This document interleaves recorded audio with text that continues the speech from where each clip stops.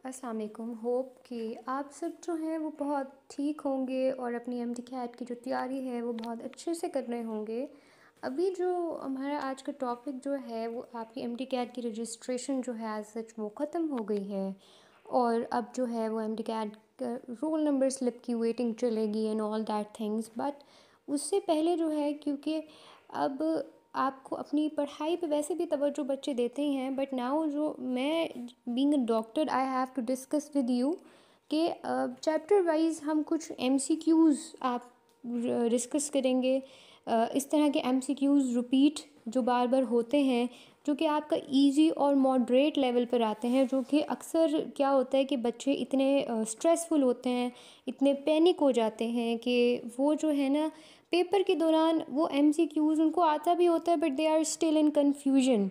तो अभी जो है हम उसी कन्फ्यूजन को दूर करेंगे और जो इस चैप्टर में से जो मोस्ट कॉमनली क्वेश्चंस जो हैं वो अक्सर बल्कि अक्सर क्या ऑलमोस्ट जितने भी एमडी कैट हुए हैं ये 2-3 सवाल इनमें से आते ही आते हैं। तो आपको पता है कि मेरिट बनाने के लिए एक एक नंबर 0.5 भी बहुत इंपॉर्टेंट होता है। सो हम स्टार्ट करते हैं बिस्मिल्लाहिर्रहमानिर्रहीम। अब जैसे हमारा पहला चैप्टर है बायोलॉजिकल मॉलिक्यूल्स, इसमें सबसे पहले तो आप ये टेबल देख रहे हैं, केमिकल कॉम्पोजिशन। ठीक है, अब इसमें जो ये सारी वैल्यूज़ हैं ना और ये सब आपको ये आपके फिंगर टिप्स में आना चाहिए, क्योंकि इसमें से एक क्वेश्चन तो वो आपसे लाजमी पूछते हैं। और यहाँ ऊपर आपको एक लाइन नज़र आ रही होगी कि most important organic compounds in living organism जो हैं वो carbohydrates, proteins, lipids, nucleic acids. तो ये भी जो है ना इस तरह की दो लाइंस जो हैं ये एमसीक्यूज़ में आ जाती हैं। नीचे आप ये लाइन पढ़ रहे होंगे ना, the survival of an organism depends upon its ability to make some chemicals its environment and use them to make chemicals of its living organism. This is also an important line कि इस तरह के MCQs when I was giving an MD CAT तो मेरे में ये questions जो है वो आया था कि survival of organism depends upon it's dash ability.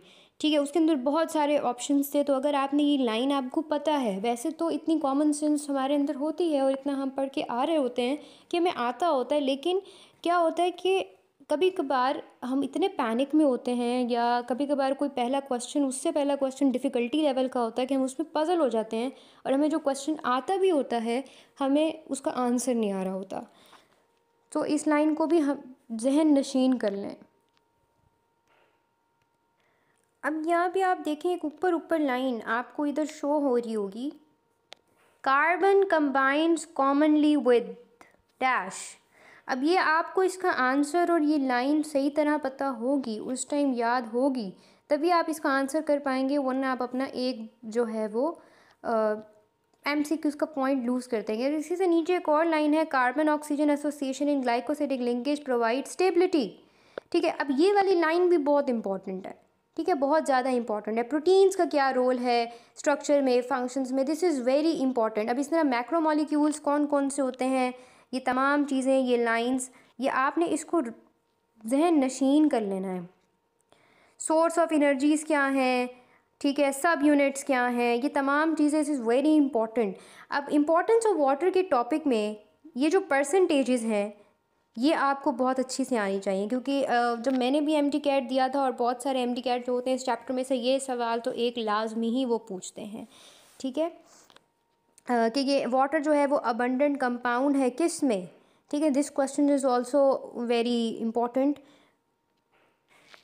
Another very important question जो है वो सॉल्वेंट प्रॉपर्टी के ऊपर वाटर में आता है कि वाटर क्यों इतना एक्स्ट्रा वो एक्सीलेंट जो है वो सॉल्वेंट है हमारे पास। तो this is also very important. जैसे नॉन पोलर ऑर्गेनिक मॉलिक्यूल्स आप देख लो कि फैट्स हैं, ये क्या, इनका काम क्या होता है। So this line is very much important. एक और लाइन यहाँ पे आ रही है हीट कैपेसिटी के अंदर, that temperature of 1 gram of water, ये 15 डिग्री सेल्सियस इज़ 1.0।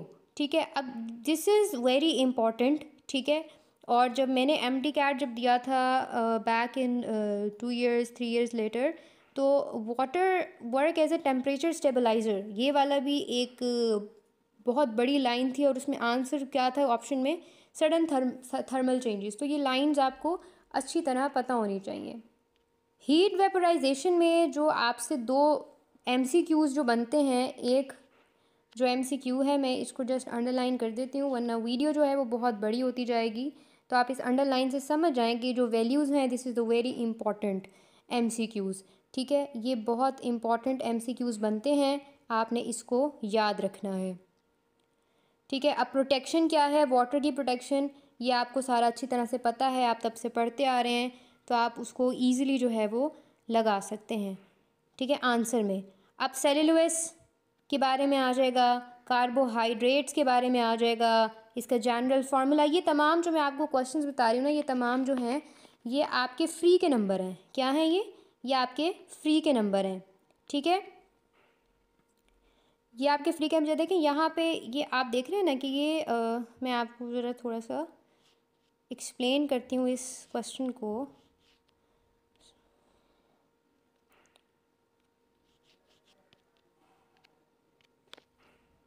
कार्बन का जो कार्बोहाइड्रेट का जनरल फार्मूला, हमने इसमें एक्स और वाई की वैल्यू है।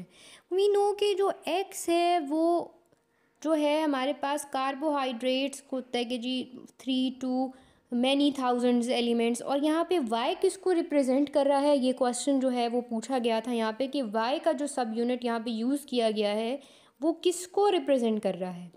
एंड वन इम्पॉर्टेंट, एक और इसकी इम्पॉर्टेंट लाइन थी कि हाइड्रोलिसिस जो है, hydrolysis involves the breakdown of large molecule into smaller ones utilizing dash। तो ये भी एक MCQ था, you must know about this MCQs। अब जैसे अब अगर हम इसाइल ग्लिसरोल्स में आ जाएं, तो यहाँ पे जो आपको ये एक चीज़ नज़र आएगी, इनके आपको अच्छी तरह सा पता होना चाहिए। ठीक है,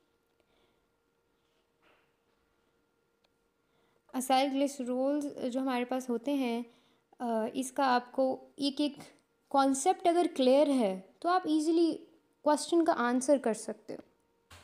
ये जो सब ब्लू में हाईलाइट किया हुआ है, ये तमाम चीज़ें, दिस इज़ कितना वाटर का मॉलिक्यूल बना, ठीक है, रिलीज़ हुआ, ठीक है, बॉन्ड को क्या कहते हैं, ester bond, you must know. ठीक है, इसकी चीज़ों के बारे में आपको पता होना चाहिए। स्पेसिफिक ग्रेविटी जो कि 0.8 है। ठीक है, ये तमाम चीज़ें जो हैं, you know, saturated unsaturated fatty acids, बहुत छोटी सी चीज़ें हैं but you must know about it. और स्पेशली मैं अब इसको जस्ट हाईलाइट कर रही हूँ ताकि यू मस्ट नो कि ये क्वेश्चंस जो हैं स्पेसिफिक टॉपिक्स में से ये रेंडमली नहीं, बहुत रिपीटेडली पूछे जाते हैं। देखिए, I am just highlighting the important questions जो वो अक्सर पूछते रहते हैं। ठीक है, यू मस्ट नो इनके स्ट्रक्चरल फार्मूलाज भी और हर चीज़ according to it. These lines,